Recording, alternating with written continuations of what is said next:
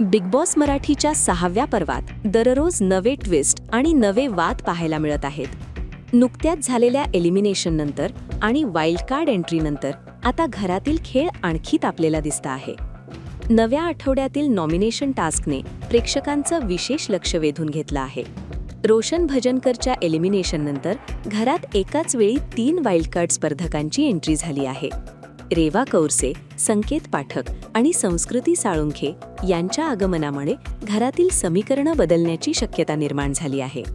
नवीन स्पर्धक जुने सदस्यांसोबत मैत्री करतील की वेगळा गट तयार करतील याकडे प्रेक्षक उत्सुकतेने पाहत आहेत.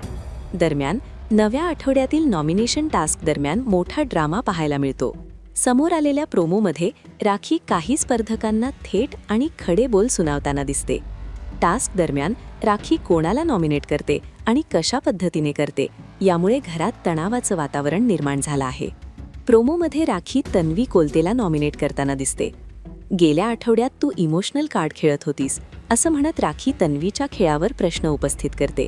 यानंतर तन्वी भावूक होते आणि रडताना दिसते, ज्यामुळे घरातील इतर सदस्यही काहीसे अस्वस्थ झाल्याचं पाहायला मिळतं. यानंतर राखी दीपालीला नॉमिनेट करते. हे अनाथाश्रम नाही, हे बिग बॉसचं घर आहे. स्वतःचं कॅरेक्टर लपवू नका असे खडे बोल राखी दीपालीला सुनावते. या संवादामुळे नॉमिनेशन टास्क अधिकच आक्रमक होताना दिसतो.